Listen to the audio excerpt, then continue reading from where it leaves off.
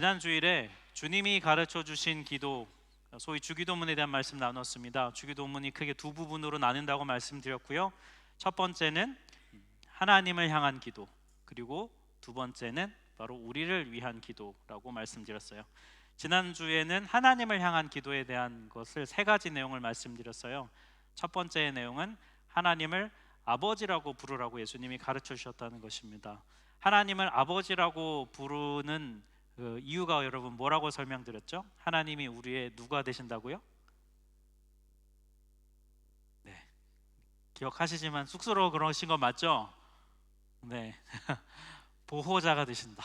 네, 하나님 우리의 보호자가 되신다. 그래서 아버지라고 부를 때 당신이 나의 보호자 되시는군요, 저를 보호해 주시고 인도해 주십시오 라는 마음 담아서 아버지라고 부르라는 거예요. 두 번째, 그 아버지를 향해서 이름이 거룩히 여김을 받으시옵소서 이렇게 기도하라고 했습니다. 이렇게 기도하는 이유는 무엇이었습니까? 하나님이 우리와 어떤 분입니까? 하나님은 우리와 구별된 분이시기 때문에 그 구별된 하나님을 어떻게 합니까? 높여드리고 찬양하는 것이죠. 특별히 이 기도를 하면서 하나님을 향한 어떤 마음을 품어야 한다고 말씀드렸습니까? 하나님을 두려워하는 마음을 가져야 된다. 하나님을 경외하는 마음을 가져야 한다라고 말씀을 드렸죠. 세 번째, 하나님의 나라가 임하게 하소서라고 기도하라고 가르쳐 주셨는데요. 이 기도는 무엇이었습니까? 이 땅에서 우리가 경험하는 모든 고통의 시작인 그 죄의 힘과 죄의 권세가 끊어지고 사라지고 그곳에 죄를 승리하신 예수님의 다스리심이 임하기를 구하는 기도. 나의 마음에, 또 나의 가정에, 나의 일터에 죄가 가득한 그곳에, 죄가 역사하는 그곳에 주님 아버지 당신의 나라가 임하게 하소서라고 기도하라는 거예요. 그럼 그곳에 죄의 흐름이 끊어진다. 예수님 그렇게 말씀해 주셨어요. 이렇게 하나님을 향한 기도를 드린 다음에요, 그 다음에 예수님은 우리가 우리 자신을 위해서 기도하라고 가르쳐 주셨어요. 오늘은 그에 대한 말씀을 듣고자 합니다. 우리를 위한 기도에는 세 가지 내용이, 간구의 내용이 있습니다. 일용할 양식에 대한 것과, 그리고 죄를 용서하는 문제와, 그리고 악으로부터의 보호를 요청하는 이 세 가지 기도 내용이 있어요. 첫 번째를 같이 한번 보겠습니다. 오늘 본문 3절에 보니까 우리에게 날마다 일용할 양식을 주시옵고 이렇게 기도하라고 가르치셨어요. 한마디로 매일매일 그날 먹을 양식을 주십시오라고 기도하라는 건데요. 네. 좀 적나라하게 얘기하면 먹고 살게 해주세요 하나님, 이렇게 기도하라는 거예요. 밥 주세요 이런 기도거든요. 이 기도에 대해서 좀 우리가 생각해 볼 게 있어요. 지금 예수님께서 우리에게 우리 자신을 위해서 하나님께 간구할 기도 제목에 대해서 세 가지를 말씀해 주시는 거예요.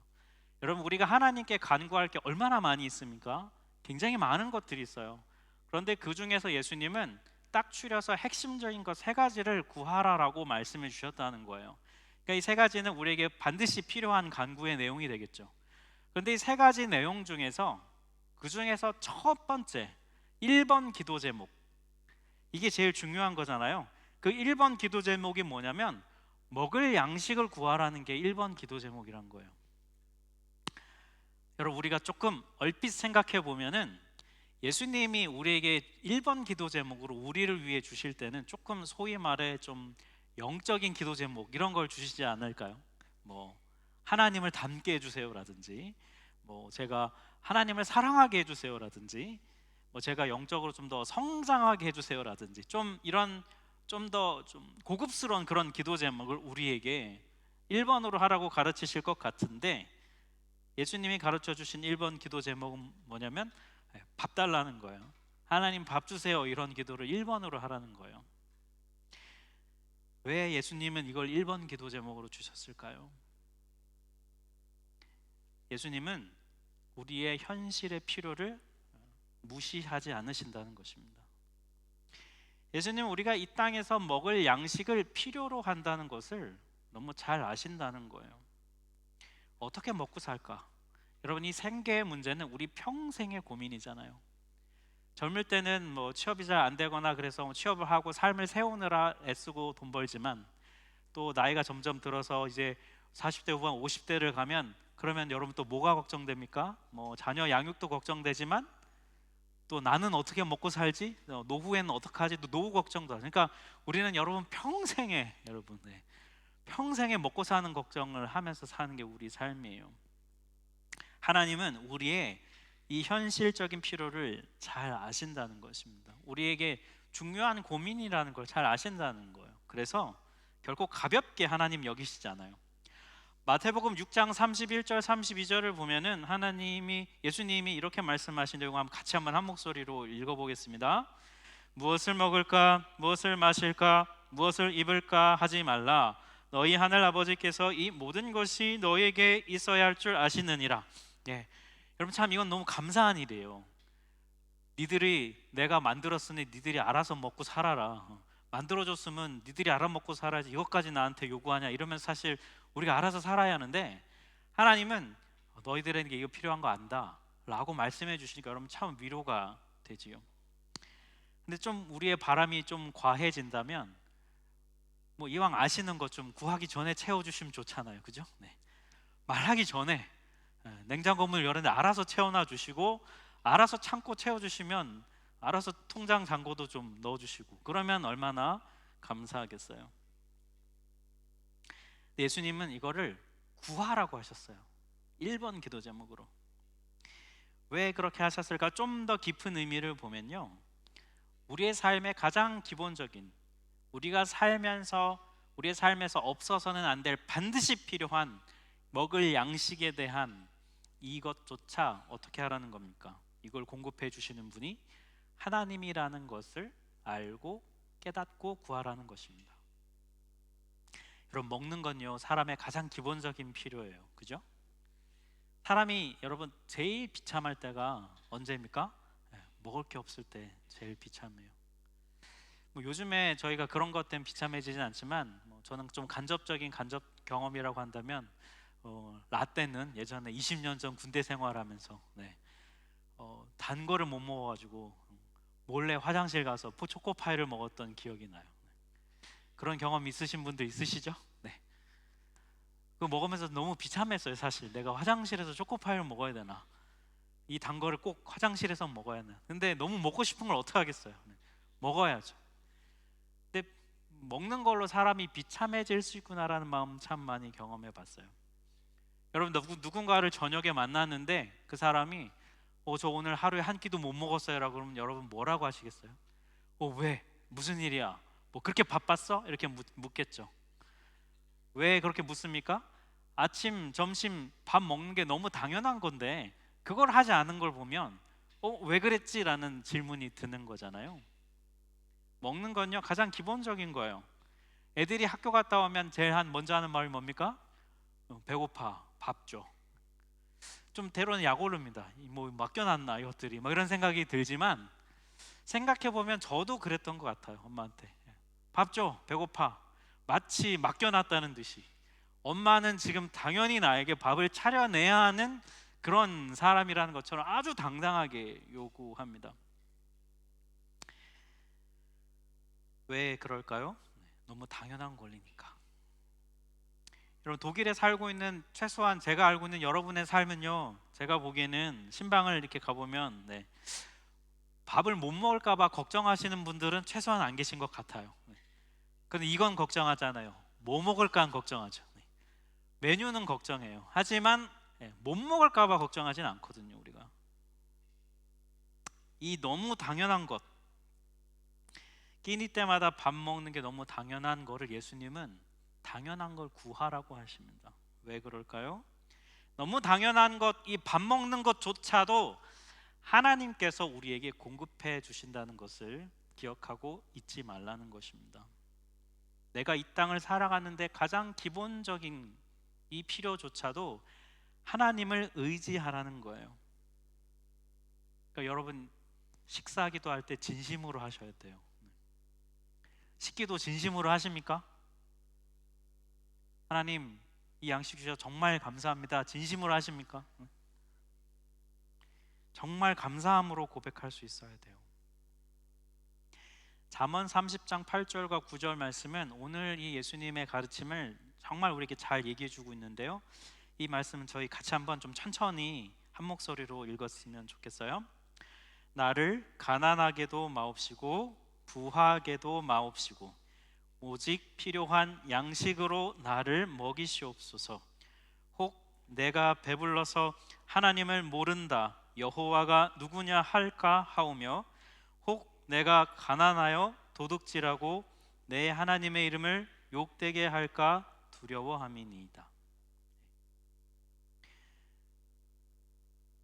이 잠언의 저자는 하나님, 제가 너무 가난해 가지고 막 너무 비참해서 도둑질해서 먹고 살 수밖에 없을 만큼 그렇게 비참하게 살지 않도록 저를 해주시고, 그리고 저를 또 너무 부자로 만들어 가지고 하나님 없이도 잘 살 수 있어, 그런 상태로도 만들지 마시고 딱 잘 먹고 살 만큼만.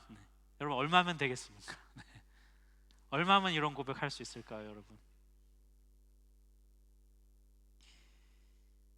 날마다 일용할 일용할 양식을 주소서라고 기도하면서 매일의 필요를 하나님이 채우신다는 마음의 진실한 고백이 있는 여러분이 되시길 바라요.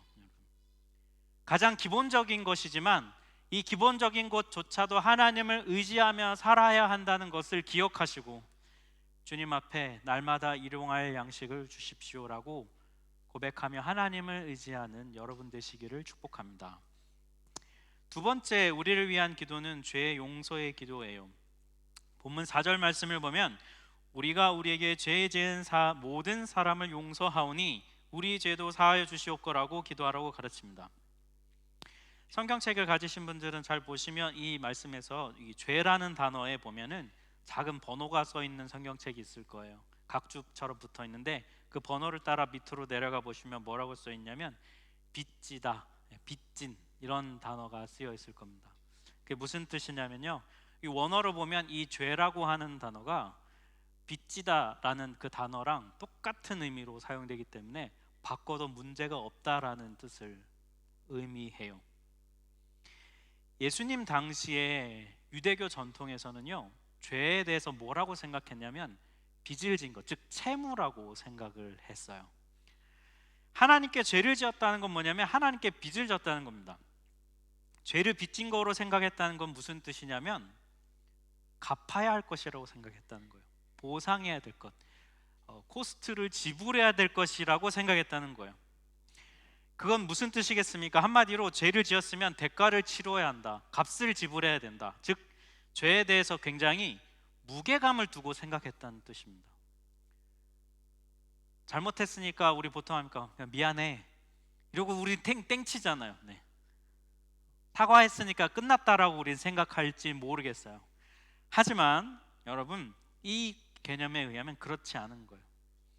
이 기도문은요, 그래서 내가 하나님께 지금 죄를 지었다는 건 어떤 느낌이냐면 진짜 그것에 대해서 진지하고 굉장히 중엄하고 무게감 있게 생각한다는 것을 의미해 주고 있어요. 이 기도문의 내용을 보면은, 그런데 잘 보면요, 하나님께 용서를 구하는데 여러분 좀 순서가 좀 다른 느낌을 보이실 거예요. 이런 느낌이에요. 문자 그대로 보면 누군가 나에게 잘못한 걸 내가 용서를 해주면, 그러면 하나님 보셨죠? 저도 용서하니까 주님도 제 거 용서해 주세요. 마치 무슨 거래하는 것처럼 그런 느낌이 느껴지죠. 그런데 본문의 이 원어를 연구하고 분석한 학자들의 대다수의 의견을 보면은 이 기도문이 마치 그렇게 쓰인 이유가 뭘까 연구를 했더니, 이거는 먼저 우리가 먼저 용서하면 하나님이 용서해 주시는 그런 선후 관계를 뜻하는 것이 아니라는 거예요.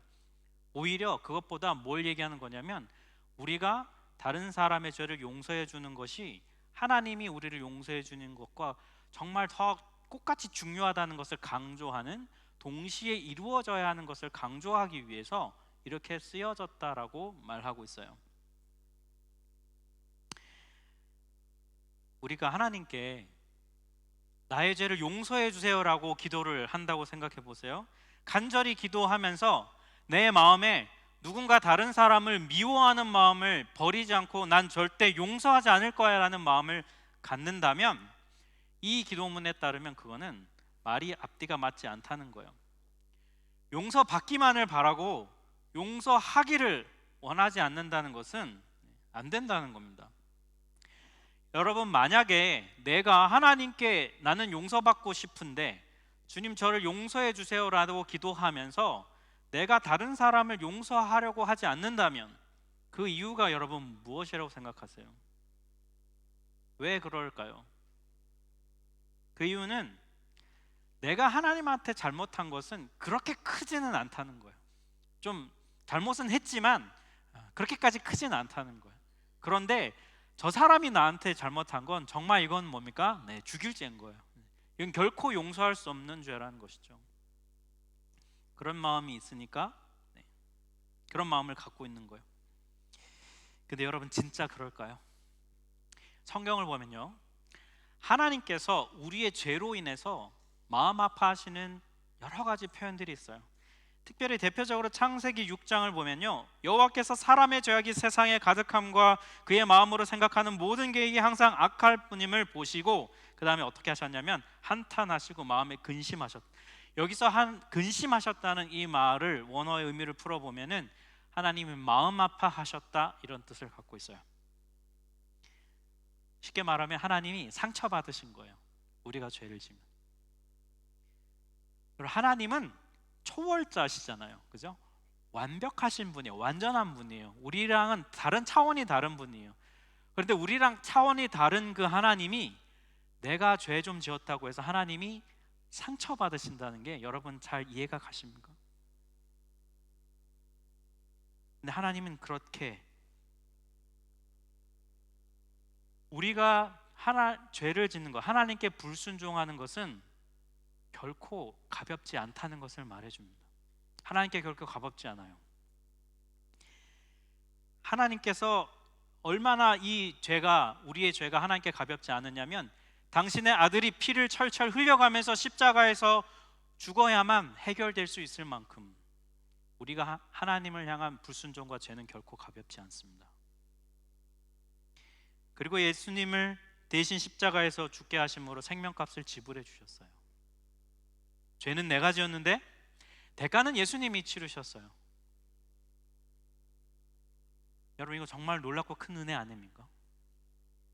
정말 놀랍고 큰 은혜 아닙니까? 그런데 그런 은혜를 입었으면서 왜 우리는 용서하지 않습니까? 이게 용서받은 자의 태도입니까? 하나님께서 우리에게 베푸신 용서의 크기가 정말 큰데 그거에 비하면 내가 다른 사람을 용서하려는 그건 그렇게 하나님이 우리를 용서하신 거에 비하면 그리 크지 않은데요. 왜 우리는 하지 않을까요? 하나님께 용서받고 싶으면서 다른 사람을 용서하지 않으려고 하는 건 여러분 그건 정말 뻔뻔한 거예요. 그리고 정말 자기중심적인 것입니다. 내가 얼마나 큰 용서를 받았는지를 모르는 거예요. 결국 그래서 여러분 이 기도는 예수님이 뭘 가르쳐 주시는 거냐면 내가 다른 사람의 죄를 용서하는 이웃 사랑하고요, 하나님이 나의 죄를 용서하시는 것에 감사하는 하나님을 사랑하는 것, 이 하나님 사랑과 이웃 사랑은 어떻게 되어 있다는 겁니까? 서로 연결되어 있다는 것입니다. 이 둘이 분리될 수 없다는 거예요. 마태복음 18장 35절에 보니까 이렇게 말씀해요. 너희는 각각 마음으로부터 형제를 용서하지 아니하면 하늘 아버지께서도 너에게 이와 같이 하시리라. 오늘 들은 말씀의 내용과 거의 같은 맥락이죠. 또 요한일서 2장 9절에 이렇게 말해요. 빛 가운데 있다고 말하면서 자기 형제자매를 미워하는 사람은 어떻다고요? 아직도 어둠 속에 있다는 것입니다. 이걸 뒤집어서 말하면 어떻게 될까요? 만약 누군가가 하나님의 죄 사함의 용서를 받고 그 마음에 빛이 있다면 그 사람은 당연히 어떻게 한다는 겁니까? 다른 사람을 용서하고 용납하게 된다는 거예요. 연결돼 있다는 것입니다. 우리가 하나님으로부터 죄 사함의 은혜를 입었다면 우리가 그 은총을 다른 사람에게 나타내 보이는 것은 너무 당연하다는 게 성경의 논리고 성경의 주장이에요. 그래서 여러분 이 오늘의 예수님이 가르쳐 주신 두 번째 우리를 위한 기도문은 이렇게 기도하는 게 좋아요. 주님, 우리의 죄를 용서하여 주십시오. 용서해 주셔서 감사합니다. 그리고 주님, 이 감사의 마음 담아서 그 은혜로 나도 다른 자들을 용서하겠습니다. 이 마음 담아서 기도해야 합니다. 은혜를 입은 사랑하는 우리 하나교회 성도 여러분, 용서하십시오. 용서하며 사십시오. 그게 주님의 뜻을 이루는 것입니다. 세 번째, 악으로부터 보호를 구하라고 기도를 가르쳐 주셨어요. 4절 말씀을 보니까 우리를 시험에 들게 하지 마시옵소서라고 기도합니다. 이 시험이라는 헬라어 원어는 페라이스몬이라는 단어인데 우리나라 말로 두 가지로 번역할 수 있어요. 첫 번째는 시험이고 두 번째는 유혹인데요. 시험이라고 하는 것, 테스트는 뭐냐면, 테스트는 왜 합니까? 뭔가 좀 더 나를 좀 더 성장시키기 위해서, 좀 더 좋게 만들기 위해서 시험을 행해요. 그리고 이 시험을 행하는 주체는 누구냐면 바로 하나님이십니다. 시험은 나를 세우기 위한 거예요. 그런데 유혹은 뭐냐면 죄를 짓게 해서 우리를 넘어뜨리게 하려고 하는 게 유혹이에요. 그리고 유혹은 하나님이 아니라 그 주체는 사탄입니다. 그래서 이 해석에 따라서 기도문의 의미를 살려서 보면 이런 뜻이 됩니다. 아버지, 우리가 사탄의 유혹에 끌려가는 것을 막아주십시오. 이런 기도예요. 여러분, 왜 예수님이 이렇게 기도하라고 가르치실까요? 우리가 유혹에 안 말리면 되잖아요. 그런데 왜 기도까지 해야 될까요? 사탄의 유혹은 우리의 힘으로는 이길 수 없기 때문이에요. 우리가 평소에 소위 죄를 짓는다, 죄를 행한다라고 할 때에는 두 가지 힘이 우리 안에 작동합니다. 첫 번째는 뭐냐면 우리 안에 있는 죄성이에요. 하나님께 불순종하고자 하는 마음이 우리 안에 있죠. 그런데 우리 밖에서도 한 가지 힘이 작동하는데 그건 뭐냐면 바로 사탄의 유혹이에요. 내 안에 있는 그 죄를 짓고자 하는 욕구는 분명히 있지만 우리가 조금 노력하고 훈련받으면 이전보다 좀 나아질 수 있습니다. 좀 어느 정도는 컨트롤을 할 수 있어요. 완벽하게는 안 되지만 조금 돼요. 그런데 내 밖에서 나를 유혹하는 사탄의 유혹은 내가 컨트롤할 수 없습니다. 사탄이란 영적 존재는 나를 괴롭히죠. 공격해요. 우리의 의지와 상관없이 합니다. 게다가 중요한 사실이 뭐냐면 사탄은 우리의 약점을 너무나 잘 안다는 거예요. 그 약점을 공략하기 때문에 우리가 무방비로 당하는 경우가 정말 많습니다. 그래서 여러분, 우리가 우리의 죄로부터 여러분 벗어나려면요, 두 가지가 필요해요. 첫 번째는 뭐냐면 회개해야 합니다. 내 안에 있는 이 죄로부터 내가 돌이켜서, 이 불순종으로부터 돌이켜서 하나님께 순종하겠다고 하는 그 결단, 회개가 필요해요. 그런데 더 한 가지 필요한 거는 뭐냐면 바로 사탄의 외부로부터 오는 사탄의 유혹으로부터 나를 벗어나게 해달라, 보호해달라고 하는 기도가 필요해요. 사실 이 기도의 깊은 뜻은요, 하나님께서 우리 하나님을 향한 기도를 할 때 하나님의 나라가 임하게 하소서라는 기도와 같은 의미를 담고 있습니다. 왜냐하면 하나님의 나라는, 이 땅의 하나님 나라는 예수님이 오게 하시는데 십자가의 그 부활로 승리하신 예수님이 내 삶의 주인이 되어 주시면요, 내 생각, 감정, 의지, 내 몸, 또 내 삶, 모든 것이 다 사단의 유혹으로부터 자유할 수 있기 때문이에요. 야고보서 4장 7절 말씀, 우리 PPT에 뜰 텐데 같이 한번 한 목소리로 읽겠습니다. 그러므로 하나님께 복종하고 악마를 물리치십시오. 그리하면 악마는 달아날 것입니다. 사탄의 유혹에서 벗어나는 길을, 본문 오늘 이 야고보서의 말씀에 의하면 하나님께 복종해라, 즉 하나님의 말씀을 따라가라는 것입니다. 우리가 하나님께 악에서부터 나를 지켜주십시오라고 기도하면 하나님은 어떻게 반응해 주시냐면 우리를 말씀으로 지켜주신다는 거예요. 말씀의 능력을 우리 안에 심겨주신다는 것입니다. 우리가 말씀의 권세를 따라가는 거예요. 왜 하나님이 이렇게 하시는지 아세요, 여러분? 예수님을 보면 알아요. 여러분, 복음서를 보면 예수님도 사단에게 시험 당하시는 장면이 나옵니다. 그때 예수님이 어떻게 승리하십니까? 말씀으로 승리하시죠. 예수님이 이렇게 안 하셨어요. 이게 내 하나님 아들인데 까불고 있어, 절로 안 가, 막 이렇게 하지 않으셨어요. 여러분, 복음서의 다른 장면을 보면 예수님이 귀신 내쫓을 때 어떻게 하십니까? 막 구약 말씀 끄집어 오시던가요? 그렇게 안 하셨어요. 어떻게 하십니까? 그 자리에서 바로 말씀하시잖아요. 나가라, 꺼져라, 저리 가라. 예수님 그냥 말하시면 되는데 왜 예수님은 사단이 그 유혹하실 때 왜 굳이 신명기 말씀 6장 말씀 막 끌어다가 왜 말씀으로 하셨을까요? 여러분 이유가 뭘까요? 우리에게 본을 보이시는 겁니다. 우리의 모델이 되신 거예요. 인간의 모델이신 예수님께서 사단이 유혹할 때에 어떻게 이겨야 하는가를 보여주시는 겁니다. 어떻게 이기라고요? 말씀으로 승리하라는 거예요. 우리는요 사탄의 유혹에 맞설 수 없어요. 우리는 그 유혹을 이겨낼 수 없습니다. 그런데 우리 안에 하나님이 주신 말씀이 거하면 사단의 유혹으로부터 벗어날 수 있다는 거예요. 그러니 사랑하는 여러분, 말씀에 순종하십시오. 하나님의 말씀과 사탄은 결코 그 자리에 함께 있을 수 없어요. 내 삶에 말씀에 순종함이 있는가 한번 잘 살펴보세요.